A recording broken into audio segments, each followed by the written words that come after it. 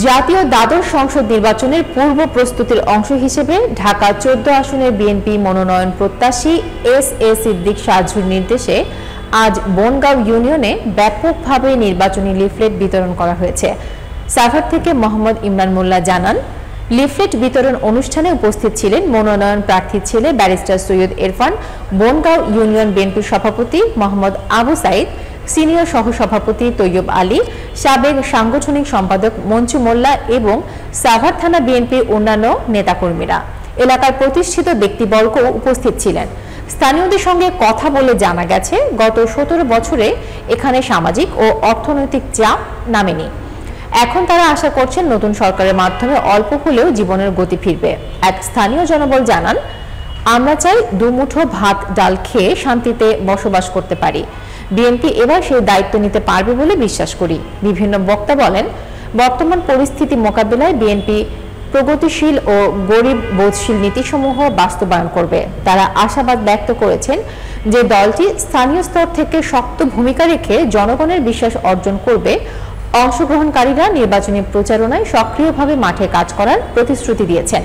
আয়োজকরা জানান, লিফলেট বিতরণ ছাড়াও দ্রুত সময়ের মধ্যে ডোর টু ডোর গণসংযোগ কার্যক্রম শুরু করা হবে এবং যুবক ও নারীদের মধ্য দিয়ে সংগঠনটি শক্তিশালী করা হবে। পরে কাজ করবে, সেক্ষেত্রে আপনাদের মতামত কি? বনগাঁও ইউনিয়ন তো অনেক জায়গায় অনেক অবহেলিত জায়গা। এখন আপনার তো দেখতে হবে গত সরকার ১৭ বছর আসলে কি করেছে, ঠিক না? তারা তো লুটপাট করলো, কোনো উন্নয়নের নামে টাকা নিয়ে গিয়েছে।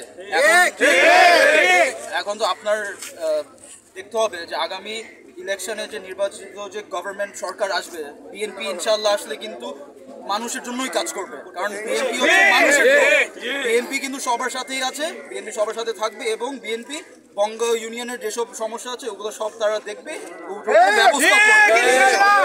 এখানে আরেকটা বিষয়, যেগুলো বিএনপির নাম ধারণ করে অপপ্রচার চালাচ্ছে, অপকর্ম করতে, তাদের বিরুদ্ধে আপনারা কি কোনো অ্যাকশনে যেতে পারবেন? সেক্ষেত্রে আপনাদেরই কি? বিএনপিতে কিন্তু অলরেডি প্রায় ৭,০০০ লোক বহিষ্কার হয়ে গিয়েছে। তার মানে কিন্তু বিএনপি এসব সমস্যা নিয়ে কিন্তু দেখছে, আলোচনা করছে এবং কেউ যদি থাকে ওইটা আপনি আমাদের বিএনপি যারা সদস্য আছে তাদেরকে আপনি কমপ্লেন করবেন, আমরা ওইটার উপর